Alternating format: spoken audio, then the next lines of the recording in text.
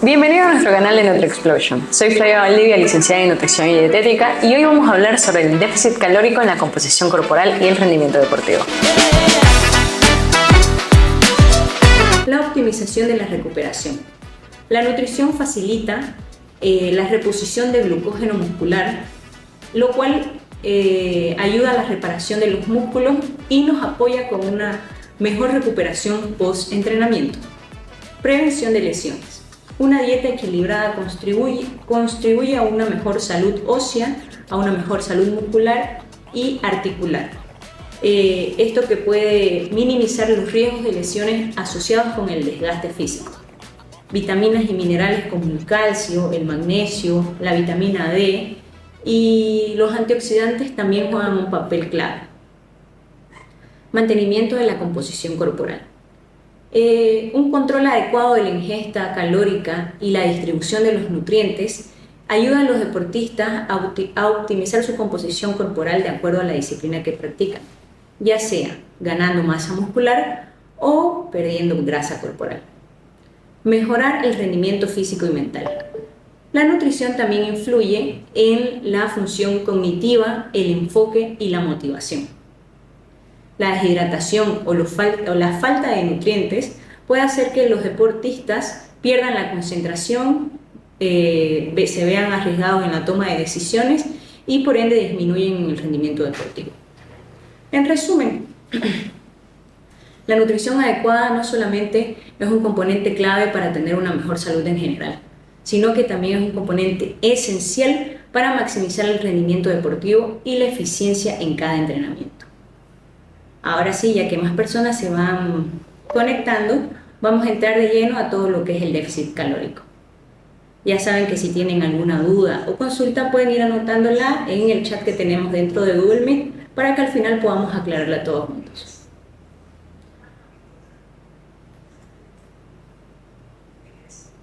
El déficit calórico. El déficit calórico se refiere a la condición en la que una persona consume menos calorías de las que su cuerpo necesita para mantener su peso corporal.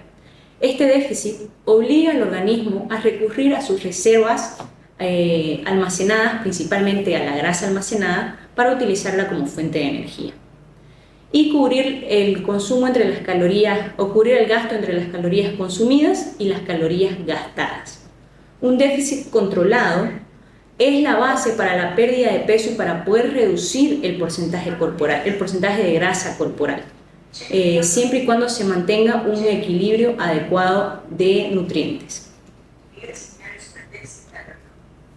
Para lograr un déficit calórico es necesario ajustar la dieta y o aumentar la actividad física. Un déficit calórico moderado y sostenido es generalmente el más recomendado para evitar efectos negativos en la salud y en la masa muscular. Efectos del déficit calórico en la composición corporal.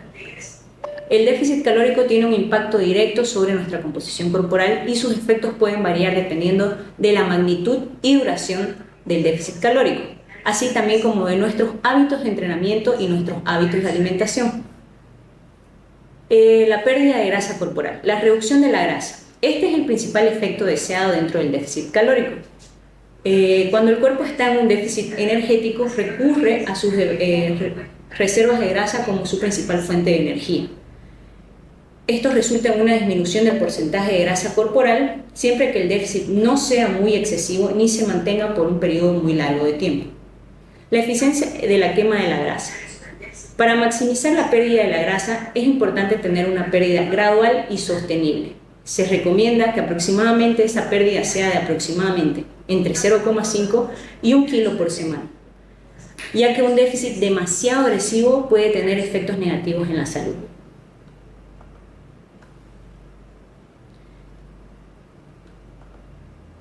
La pérdida de masa muscular.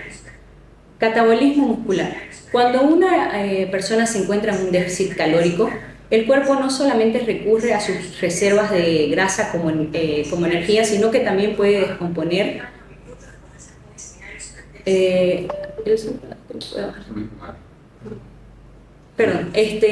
el catabolismo muscular, cuando el cuerpo está en déficit calórico, no solamente recurre a las reservas de grasa, sino que también puede descomponer tejido muscular.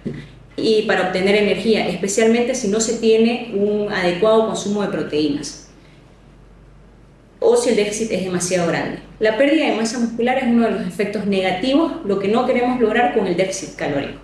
La prevención de la pérdida de masa muscular. Para minimizar esta pérdida es importante que nosotros, o fundamental que nosotros mantengamos un consumo adecuado de proteínas, mantengamos un entrenamiento de fuerza para poder estimular los músculos y que nuestro déficit calórico no sea ni demasiado grande ni lo mantengamos por un periodo largo de tiempo.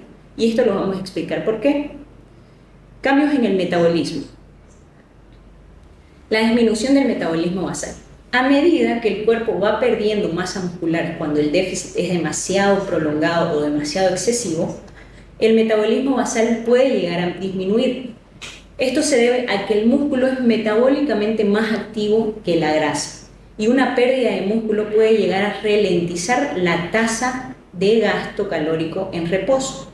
Esto vamos a verlo un poquito más a fondo enseguida. Adaptación metabólica. A largo plazo, el cuerpo puede adaptarse a un déficit calórico, lo cual esto es un efecto negativo, porque al adaptarse a un déficit calórico hace que la pérdida de peso sea lenta o estancada, a lo cual se le llama un estancamiento metabólico. Esto se puede contrarrestar haciendo ciclos de aumento y disminución de calorías o entrando en un periodo de mantenimiento. Hablando un poquito y conociendo un poquito más de la importancia y qué es la tasa metabólica basal, la tasa metabólica basal es la cantidad de energía que el cuerpo necesita para cumplir sus funciones básicas, como respirar, la circulación sanguínea, la temperatura corporal, la función nerviosa, siempre estando en un estado de reposo y sin mantener ninguna actividad física. Podría decirse que es lo que necesitamos para estar echados y tranquilos mirando el techo y respirando. Es lo que necesitamos para vivir, en otras palabras. Y los factores que influyen en esta tasa metabólica son la edad, el sexo, el peso, la altura. Es como lo podemos ver en la diapositiva que estamos mostrando enseguida. Se pueden utilizar entre varias fórmulas que existen para determinar la tasa metabólica basal. La más estudiada y la que yo estoy utilizando aquí como ejemplo es la de Harrison-Benedict, pero existen otras de diversos autores, ¿no? Esta toma en cuenta, como dice ahí, el 10 por el peso, también por la altura y por la edad. A esta tasa metabólica basal se le tiene que sumar, o se le tiene que multiplicar, perdón, el tipo de actividad que nosotros hacemos. Que eso se define desde que nosotros nos levantamos de dormir, nos despertamos, y todas las actividades que vamos realizando a lo largo del día. Ya puede ser en el trabajo, si tenemos un trabajo activo o no, o si hacemos doble turno de entrenamiento. Todo eso suma para que nosotros podamos medir exactamente cuántas calorías necesitamos según la edad, según el sexo, según el tamaño y según el peso. Todos estos datos y estos factores son bastante importantes para que nosotros determinemos cuántas calorías yo necesito y en qué momento puedo entrar en mi déficit calórico.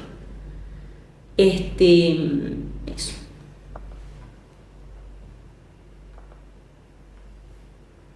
¿Cuál es la importancia de la tasa metabólica basal? Como lo venía diciendo, ¿no? Nos ayuda a calcular las necesidades calóricas que nosotros necesitamos.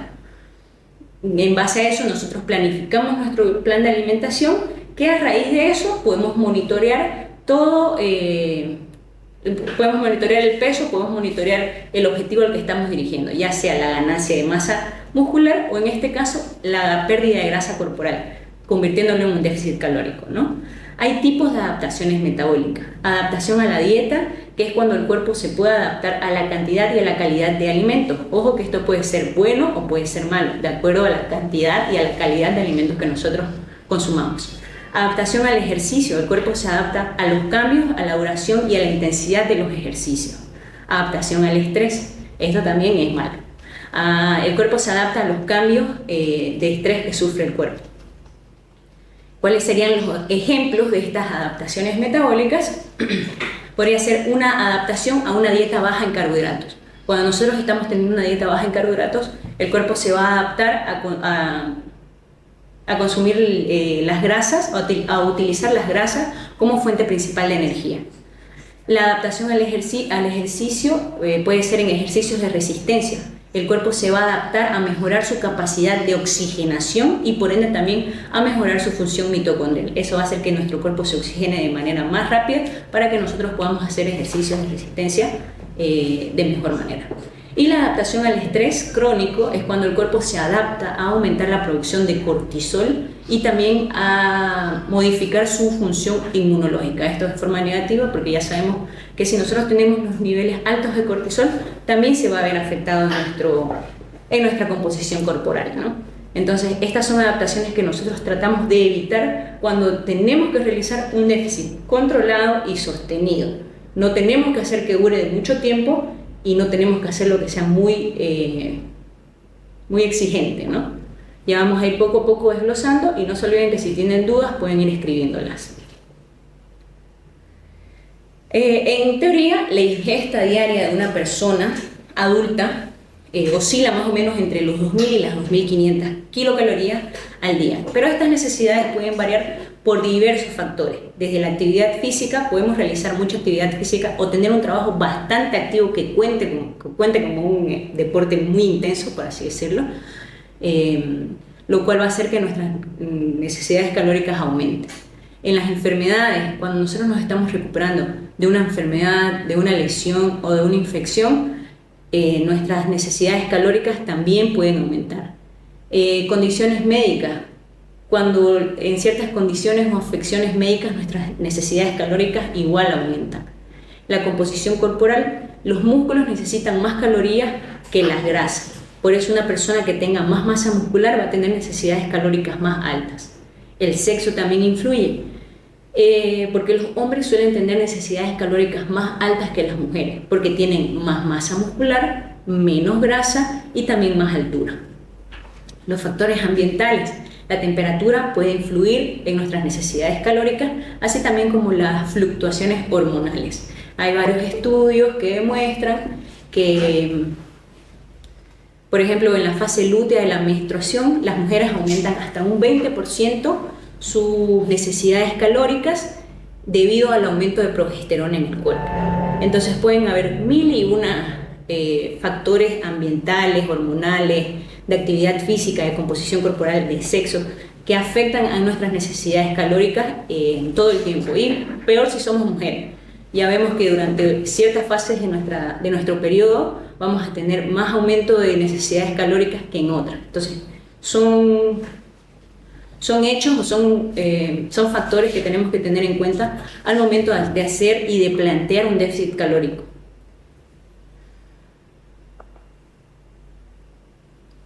¿Por qué es importante realizar un déficit calórico? El déficit calórico es el factor más importante en la pérdida de peso. De hecho, es lo único que tienen en común todos los planes de adelgazamiento, ¿no?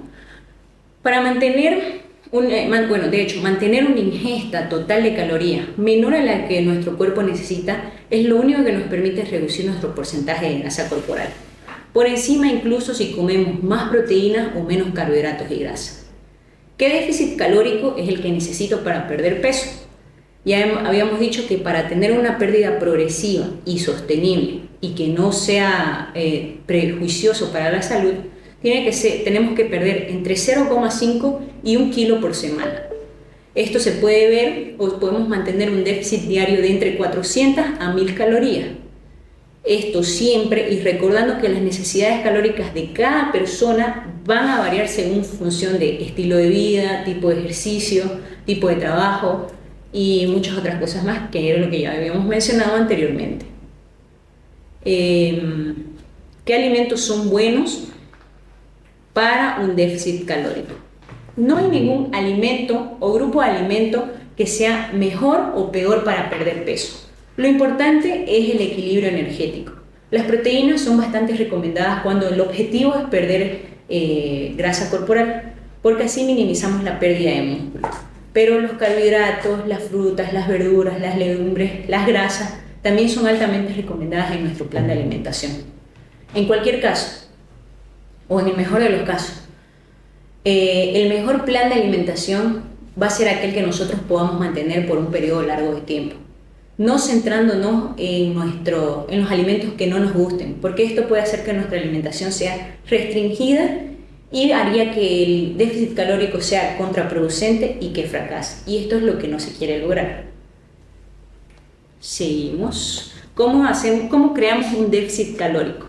Hay que hacer cambios realistas. Si nosotros ya partimos de una alimentación saludable, ricas en proteínas y en vegetales, en verduras, en granos, la mejor idea tal vez no sea reducir estas calorías, sino que podemos optar por aumentar nuestra actividad física para que se consuman más calorías y nos acerquemos al déficit calórico que nosotros quisiéramos.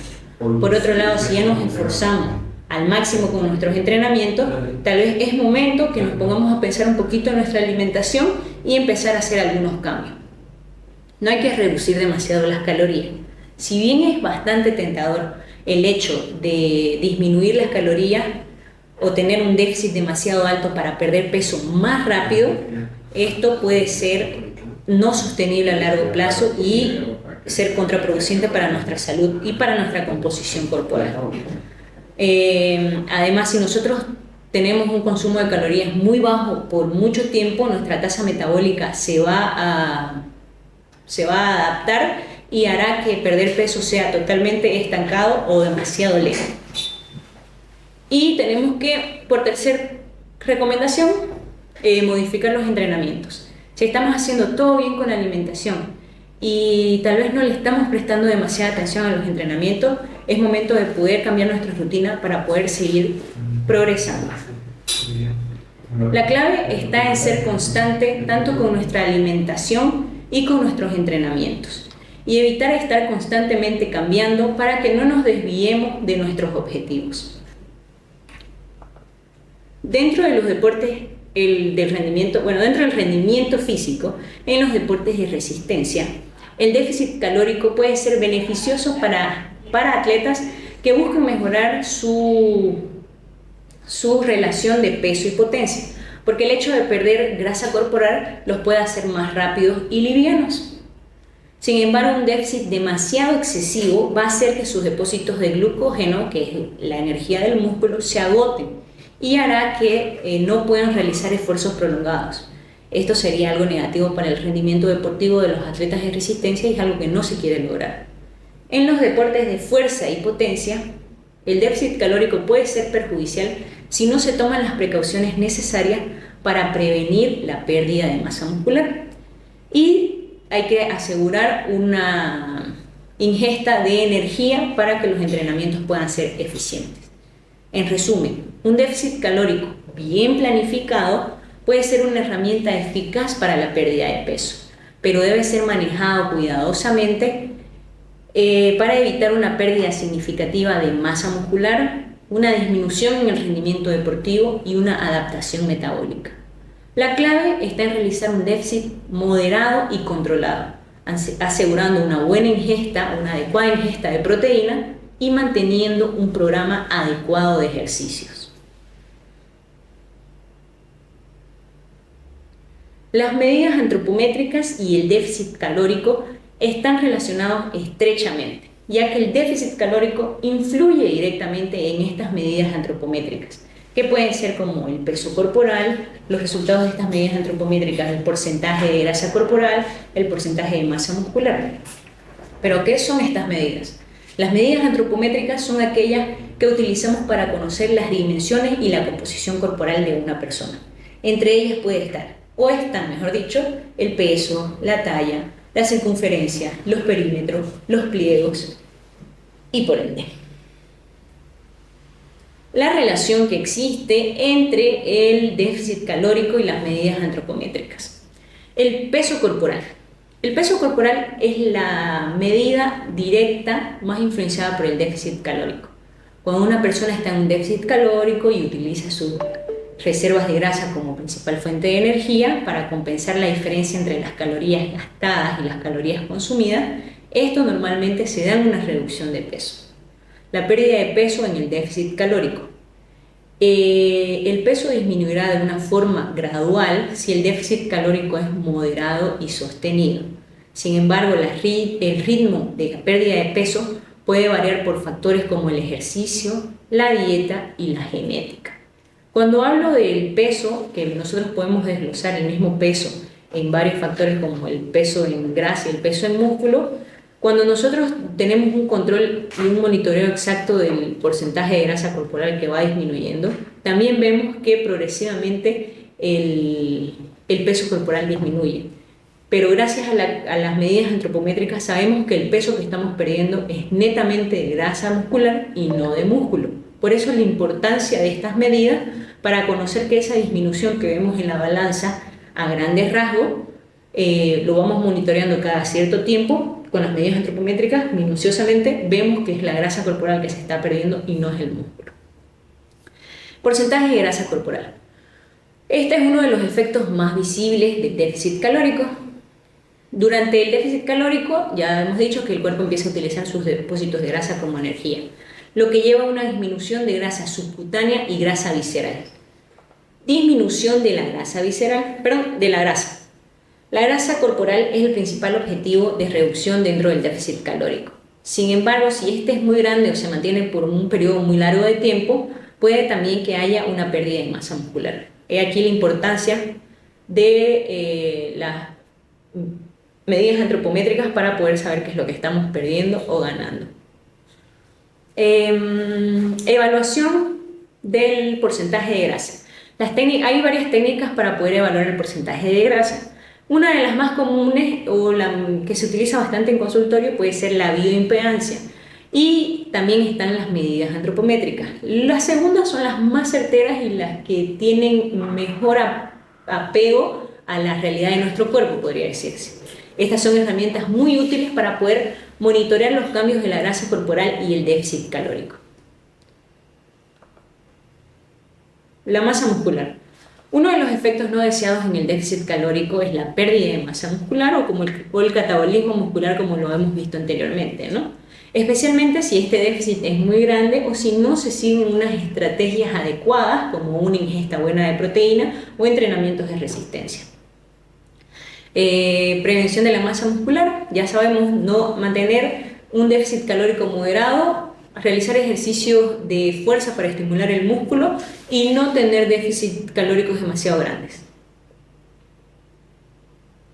Circunferencias corporales. Las circunferencias corporales también se ven afectadas por el déficit calórico, ya que una reducción de grasa nos lleva a una disminución en ciertas áreas del cuerpo. Reducción de la circunferencia. En especial, la circunferencia de la cintura y la cadera son las medidas que más se pierde en grasa. La circunferencia de la cintura es particularmente importante, ya que una mayor medida en esta zona está relacionada con enfermedades cardiovasculares y metabólicas. Distribución de la grasa. Sin embargo, el cuerpo puede variar entre cada persona, ¿no? Cada persona tiene un cuerpo diferente, lo que significa que algunas personas pueden ver una mayor disminución de circunferencias en ciertas áreas del cuerpo que en otras. La grasa visceral, que es la que está alrededor de los órganos, también se reduce durante un déficit calórico, lo cual es bastante bueno para la salud. Pliegues cutáneos. Los pliegues son una herramienta utilizada para estimar la cantidad de grasa subcutánea que tenemos en varias partes del cuerpo. A medida que el cuerpo quema grasa durante el déficit calórico, debería haber una reducción de nuestros pliegues. Esta medición es particularmente útil para poder monitorear bien de cerca las áreas de todo el cuerpo. Aquí tenemos un caso clínico que les quiero mostrar sobre la importancia de poder realizar un déficit calórico monitoreado y sostenible, no por un periodo muy largo de tiempo, y sobre todo teniendo un seguimiento o un monitoreo de las medidas antropométricas entre cada 10 a cada 15 días. Este paciente, que es una mujer de 28 años, que mide 1,60, llegó pesando 76 kilos, coma 2. Como dije al principio, cuando estábamos hablando del peso corporal, el peso no es un factor, un dato que nos interese tanto, sino es el componente, que ya vemos que gracias a las medidas antropométricas hemos podido tener 4 componentes de ese peso: la masa ósea, la masa grasa, la masa muscular y la masa residual. La masa ósea no la podemos modificar, son nuestros huesos y así se queda.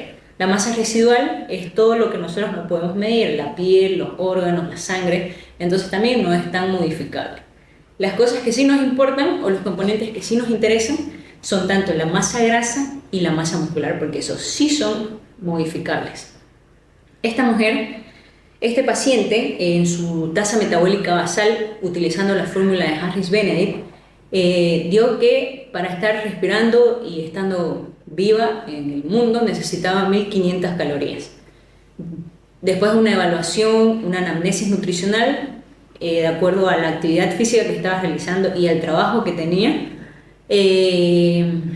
se vio que tendría que consumir aproximadamente 2000 calorías. En base a estas 2000 calorías es cuando nosotros implementamos el déficit calórico.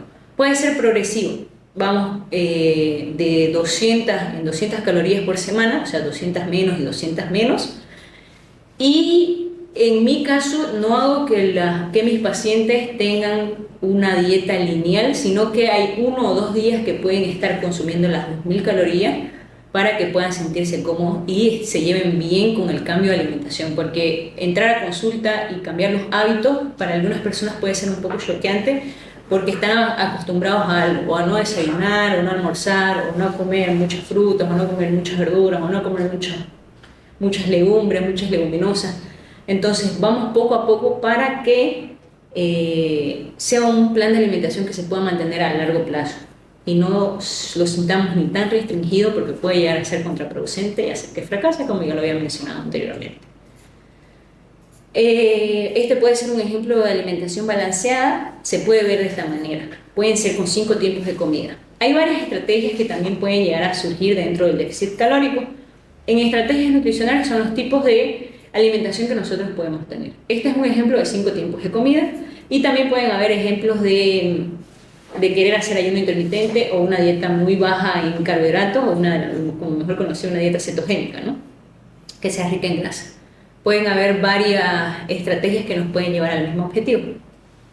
Dentro de este caso clínico, vimos que la paciente llegó con un IMC, que es un índice de masa corporal, casi cerca a los 30, que eso ya nos da un tipo de sobrepeso. Sobrepeso entrando casi a la obesidad. Durante el periodo que estuvo trabajando conmigo, que fueron aproximadamente 5 meses, si no me equivoco, pudimos llegar a reducir ese índice de masa corporal a 24, que eso ya está dentro de lo normal. Y al mismo tiempo también otra de las medidas que más llama la atención es los pleos cutáneos, que ya habíamos mencionado anteriormente. En este caso es el ejemplo de la suma de los 6 pleos que son tomados en teoría como los más importantes, ¿no? Dentro de la antropometría. Hemos visto que ella pudo reducir, vamos a ver si puedo dar un poquito de zoom acá. Sí se ve, ¿no? Pudo reducir, empezó con 160 milímetros y llegó a reducir hasta 106, lo cual es un resultado bastante bueno. Y no con una alimentación restringida, matándose de hambre, sino acomodándome yo a sus tiempos de ella, dándole las herramientas esenciales para que pueda mejorar la alimentación. Y la mayoría de las personas, o en este caso era una chica que trabajaba en una oficina, entonces actividad física mucha no hacía. Por eso fue un trabajo bastante progresivo y lento, pero seguro, porque así evitamos también mucho el efecto rebote. Aquí podemos ver el inicio en marzo y el final en agosto. Ella inició en kilos, 28 kilos de grasa y terminó con 18 kilos de grasa, lo cual es un efecto bastante positivo. El músculo no se vio afectado, son 400 gramos que se ven ahí, que hay más o menos, pero a veces cuando nosotros liberamos mucho tejido adiposo, el tejido de masa magra se empieza a ver. Entonces podemos decir que la pérdida de masa muscular fue totalmente mínima y los resultados fueron bastante buenos. Eso gracias a tener un déficit calórico moderado y sostenido. Durante este periodo también de tiempo hubo 3 semanas que ella no lo realizó por temas de trabajo. Entonces progresivamente nosotros podemos llegar al objetivo siempre y cuando tengamos la paciencia y la dedicación de poder hacerlo bien. Las conclusiones. Un déficit moderado es el más eficaz para poder reducir grasa sin perder masa muscular. Un déficit demasiado grande nos puede llevar a una pérdida significativa de masa muscular, lo cual disminuiría nuestra tasa metabólica y afectaría de manera negativa a nuestra composición corporal. Realizar evaluación completa para monitorear constantemente la composición corporal es lo más ideal para saber qué es lo que estamos perdiendo, qué es lo que estamos ganando.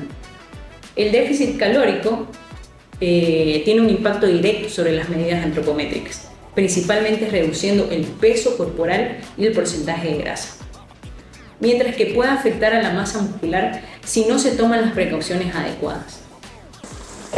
Eso fue todo por hoy. Si te gustó, por favor déjanos un comentario, no te olvides de suscribirte y dejar tu me gusta. Nos vemos para la próxima.